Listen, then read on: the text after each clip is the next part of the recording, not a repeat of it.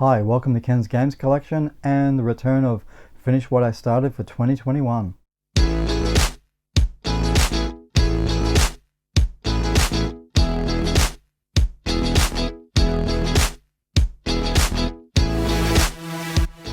So those of you that are new to the channel and don't know what Finish What I Started is, it's just me going through the collection behind me and picking out games that I actually started playing but never got around to finishing and putting back on the shelf. So I've taken a couple of games off the shelf. There's some new ones in here. I'm doing a whole reset this year because I've got to be honest, over Christmas, December, I was just way too busy with work and I didn't have any time to really sit down and play anything. So let's just have a look at some games that I want to try and complete over the next 4 weeks. And let's start off with the Super Mario 3D All-Stars. I really want to try and finish Super Mario Galaxy. Out of the 3 games, that is my favorite game. That's my go-to game. Why Mario Galaxy 2 wasn't on this compilation, it's Nintendo. We know that. They could have taken off 64. That game is not one of my favorite, but Galaxy I'm having so much fun playing. I really want to try and finish it if possible over the next 4 weeks. It's a big ask because there's other games here that may take more priority than this one. Now, another game that came in from limited run and was one of my favorite games on the Sega Saturn is Panzer Dragoon. Now, I don't know why this game gets hate from gamers on the Switch. When I started playing this game, I could cast my mind back to the Saturn version, and this is faithfully reproduced from that version, just complete remake, which is fantastic. And it was a great game on the Sega Saturn, and it's so cool to see this get a physical release. And I'm probably about 4 or 5 stages in, and I know that on the Saturn version, all those decades ago now, we're talking decades, wow, I know I can complete this because I completed it on the Sega Saturn. But to me, this is a great trip down memory lane for me. I would love to see Panzer Dragoon 2 and 3, the RPG, and I would love to see the entire collection be remastered. And knowing that that's asking a lot, but a fantastic game. Now, another game that I actually started playing, and I've been humming, hawing about it for a while. Should I play it or not? And it was Shadows of the Tomb Raider. Now, I started playing this, and one thing I noticed was there's less killing in this game than in, I guess you say, Rise of the Tomb Raider, which I actually started playing when it did come out, and I put it down. I never went back to it after a couple of levels. And I've got to say, playing Shadows of the Tomb Raider, it does take me back to the old style Tomb Raider game, mainly because there is a lot of puzzle solving in this one, and that's why to me that's what Tomb Raider is all about.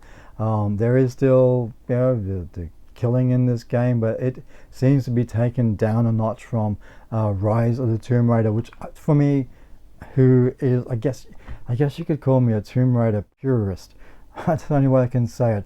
I love the old Tomb Raider games compared to what came out later, but this is such a great game. A couple of levels into it, and I'm really loving the fact that I can go into the camp and choose to play different Lara Croft skins, and I'm playing Lara Croft from Angel of Darkness, which is crazy. I didn't know that was in there, but I actually shot a little bit of gameplay footage of that. I put it up on the channel, just defeating this I don't know, it was a leopard or whatever it was, but that was a lot of fun, and I'm really determined to play the whole game as Lara Croft from Angel of Darkness. Now, you may have noticed on the channel, this is the 25th anniversary of Tomb Raider, so there's going to be stuff you're going to be seeing over the next 12 months. I'm sorry, it's Tomb Raider. And I came across something really interesting, and I was really planning on replaying the original Tomb Raider game because we're at the 25th anniversary. And what I came across on the internet was something really cool. It's the original Tomb Raider game, built from the ground up. You play it within your web browser on either PC or Mac, and that's what I've been playing. To me, one of the best games ever made. Tomb Raider, I am shooting gameplay footage. I'm putting it up level by level. I'm up to the Tomb of Koala pack, and you know, it looks fantastic compared to the PlayStation version. Even when it was released on PC all those decades ago, 25 years ago, it was on DOS, I think it was, which that's crazy to think of that. It was a DOS game. But it looks brilliant, and there's a lot of love that's gone into that particular remake of the game, and having so much fun playing it. I'm up to the Tomb of Koala pack, and I'm going to work my way through the game over the course of the next couple of months. I'm in no hurry because, you know, I've got other stuff to play, but you know, it's a lot of fun going back, reminiscing, and knowing. I'm still surprised I can remember a lot of the secrets in that game. It jogged my memory of a lot of stuff. Now, talking more about Tomb Raider, and I'm thinking, okay, well, you know, if I'm going to do Shadows, you know, I'm actually skipping Rise of the Tomb Raider, which I did start playing when I got this, when it was released. Like I said, I played a couple of levels and put it down because, to me, I thought they were taking, they were taking Lara Croft in a different direction, more down the path of Uncharted. That's the way it feels to me. But you know, I need to finish what I started with this game so I can complete the trilogy, and let's see what happens with any news for this year of something new for Tomb Raider. Now, I finished one game for January, and it is a great game. It only took me about 4.5 hours to complete, which is okay for me.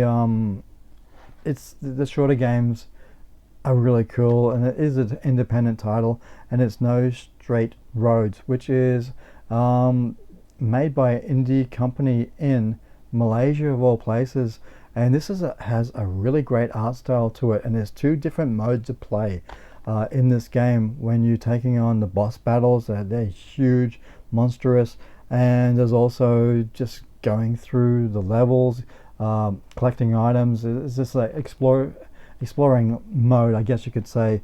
So it's really cool. The art style is fantastic. The voice acting really surprised me, just how great the voice acting is in this game. Oh yeah? Well, how about you take all these X's and shove them up your...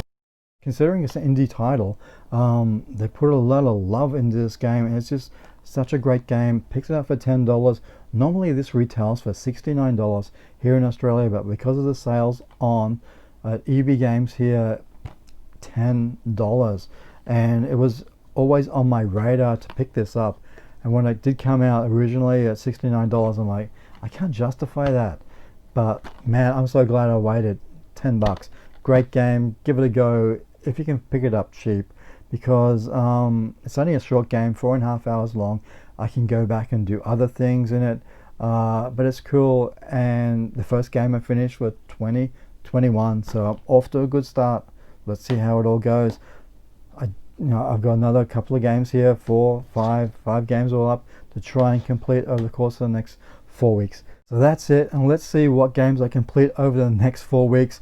If I can complete these 5 games, maybe not. I might move on to a whole series of new games. That's just the way I am, but hey, let's see what happens. Until next time, guys, bye.